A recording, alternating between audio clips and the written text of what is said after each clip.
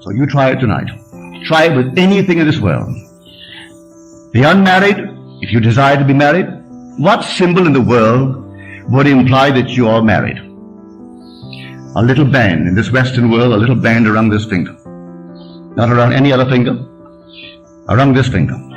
It doesn't have to be the biggest aspidastra in the world. Just a plain little gold ring. If you wore it there, it would imply you're married. Sleep tonight as though you wore one. Don't put your physical thumb on it. Put your imaginary thumb on it. And feel it in your imagination. You can do it. Feel a ball. Can you feel it? Then feel a piece of silk. Feel this, one after the other. Can you discriminate between all these different sensations? If you can discriminate between this and a tennis ball and a baseball and a piece of silk, then you can't discriminate between nothings. They must exist, though unseen by your eyes, they still must exist. So if I can discriminate between these unseen objects, these objects, though unseen, must be real. Well, now take that and put it there. But feel when you wear it that you are proud of the one who put it there. You don't have to see what he looks like. When it's put there, you'll be proud of his name, to bear it, and you'll be proud of him. Just put it there. You know why I know that? My wife did it. She did it. Actually, she did it. One day she was in the presence of a so-called sensitive. And this one said to her, "Why did you take off your wedding ring?" She said, "I am not married." "Oh," she said, "don't fool me. You took off your wedding ring." She said, "But I'm not married." She said, "I'll even tell you his name." And she started off with never. She didn't quite get it, but she was coming very, very close to it. She was actually sensing what my wife in consciousness was feeling. When I first met her, I wanted her the very first day I knew her. I wanted to marry her. But I was entangled. Was I entangled? But by this law, I disentangled myself. Without hurting anyone, I disengaged myself from all these complexities so that I could actually legitimately say, "Will you marry me?" But in the meanwhile, she was wearing the ring. I hadn't yet put it there, but she allowed me to put it there and slept as though I had put it there. So I tell you, unmarried ladies, if you desire to be married, maybe you don't. If you do, that's the way to do it. And it'll come out of the nowhere. You don't have to go and buy anyone or try to meet the right people. Usually when you try to meet the right one, he's always the wrong one.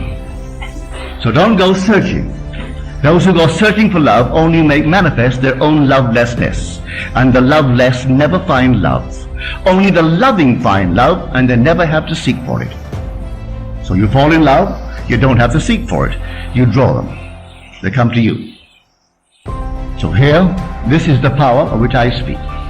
The power of the universe, the power that created and sustains the universe, is resident in you as your own wonderful human imagination. That's God. Don't forget it. I know it's difficult when man has been trained to believe in an external God. And he goes to church and gets on his knees and he prays to an external God. And he goes home at night, maybe he does say his prayers and he gets down on his knees and he prays to an external God. All right, maybe that's a nice thing for someone to do. But I tell you, he isn't out there at all. You won't be criticized for it, but he is within you. Very personal, may I tell you. He is very, very personal and within you. When you're told in Scripture, of the rock that begot us, we are unmindful. And that seems to be all a figure of speech on how true that thing is.